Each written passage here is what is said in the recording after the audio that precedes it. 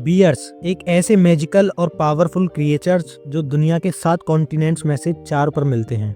South America, north America, Europe और Asia. और इनका साइज आर्कटिक के जाइंट पोलर बियर से लेकर साउथ ईस्ट एशिया के टिनी सन बियर्स तक बहुत ही ज़्यादा वेरी करता है। आज इस वीडियो में हम दुनिया की सभी 8 बियर स्पीसीज़ को एक्सप्लोर करेंगे, उनके होम्स, उनका बिहेवियर और 7 उनसे भी ज़्यादा रेयर सब स्पीसीज़, जिनमें शामिल हैं टाइबेटन ब्लू बियर और लेजेंडरी स्प्रिट बियर। तो चलिए शुरू करते हैं। जाइंट पैंडा। सबसे पहले बात करते हैं जाइंट पैंडा की, जो टैक्सोनॉमिकली बाकी सब बियर से सबसे दूर है। Round face, black white coat और क्यूट सा चबी बिल्ड, इन्हें पहचानना मुश्किल नहीं है। ये लगभग 275 पाउंड तक होते हैं और इनका ऑलमोस्ट पूरा दिन बैम्बू खाने में ही निकल जाता है। वो भी दोस्तों 16 हावर्स तक ये बैम्बू खाते रहते हैं।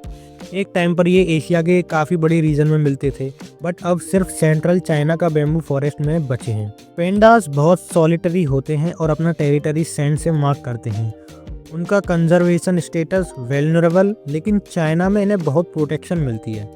किनलिंग पैंडा 2005 में डिक्लेयर हुआ एक rare brown coloured subspecies है। बिहेवियर बिल्कुल पैंडा जैसा, बस कलर अलग है। स्पेक्टेकुलर बियर, साउथ अमेरिका का one and only bear spectacular bear. इन्हें नाम मिले आइस के आसपास के वाइट सर्कल की वजह से। ये एंडीज माउंटेन का क्लाउड फॉरेस्ट में मिलते हैं और इनक्रेडिबल क्लाइंबर होते हैं। फूड ईयर राउंड मिलता है, इसलिए ये हाइब्रिड नहीं करते। पेडिंगटन बियर, हाँ वो भी एक स्पेक्टेकल्ड बियर ही था, डार्केस्ट पेरू से। बात करें स्लॉथ बियर की, इंडिया का most iconic bear sloth bear. जी हाँ दोस्तों, ये हमारे इंडिया में पाया जाता है।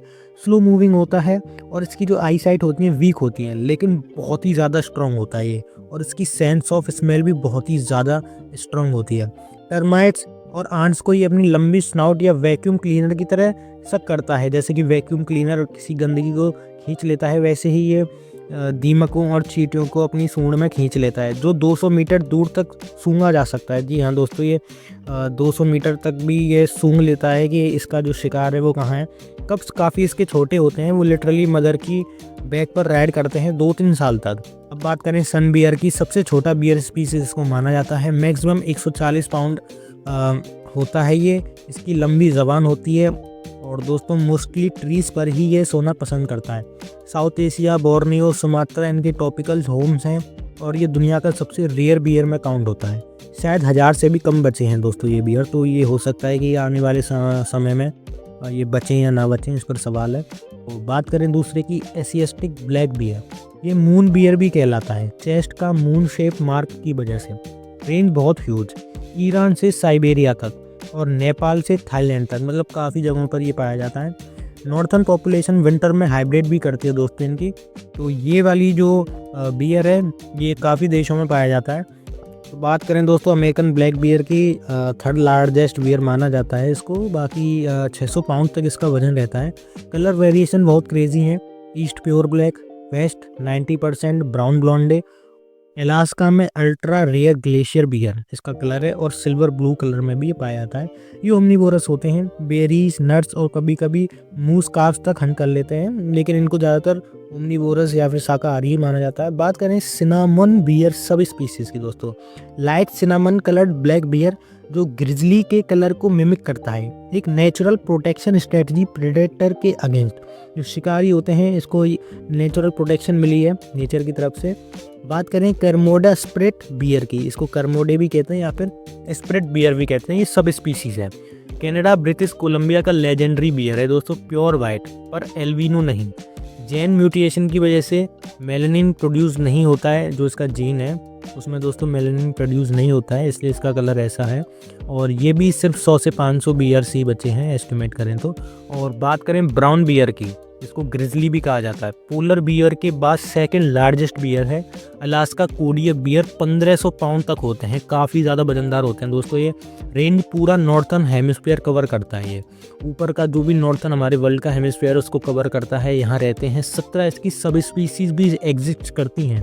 शोल्डर पर उनका फेमस मस्कुलर हम्प उनकी इंसेन स्ट्रेंथ का साइन है। जैसे कि गोरिल्ला के बाइसेप्स होते हैं और हमारे पहलवानों के बाइसेप्स होते हैं, वैसे इनका जो शोल्डर है, उनके जो बाइसेप के ऊपर जो शोल्डर की मसल होती हैं इनकी भी काफ़ी होती हैं, तो ये अलग से पहचाने जा सकते हैं। फीमेल मोस्टली हाइबरनेशन के दौरान ही बर्थ देती हैं।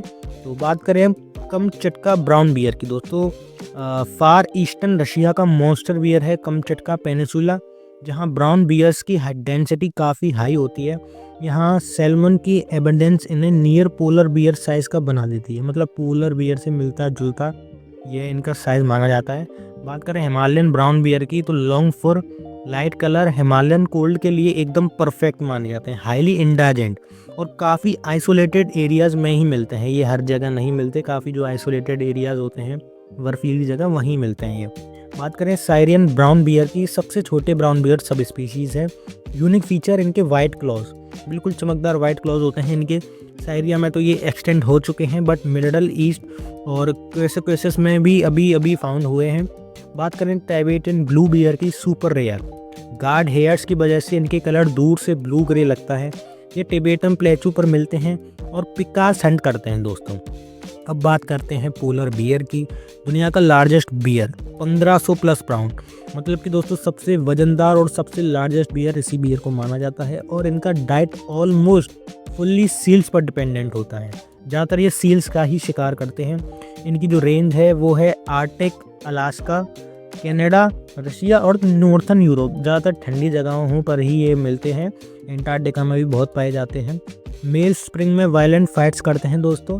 फीमेल समर में 400 प्लस पाउंड गेन करके हाइबरनेशन प्रिपेयर करती हैं। कब सिर्फ 2 पाउंड के पैदा होते हैं और 2 से 3 ईयर्स तक मदर के साथ रहते हैं। तो जैसे जैसे बर्फ़ पिघलती जा रही है, क्लाइमेट पिघलता जा रहा है, तो ये भी बेचारे धीरे धीरे लुप्त होते जा रहे हैं। हो सकता है आने वाले समय में ये बिल्कुल चले जाएं, लेकिन अभी तो खैर ये डेंजरस नहीं माने जाते हैं कि ये आने वाले समय में गायब हो जाएंगे, लेकिन थोड़ा सा खतरा तो है इनका। तो दोस्तों उम्मीद है आपको ये वीडियो अच्छी लगी होगी, सारे मैंने कवर कर लिए हैं स्पीसीज़। उम्मीद करते हैं आपको वीडियो अच्छी लगी है।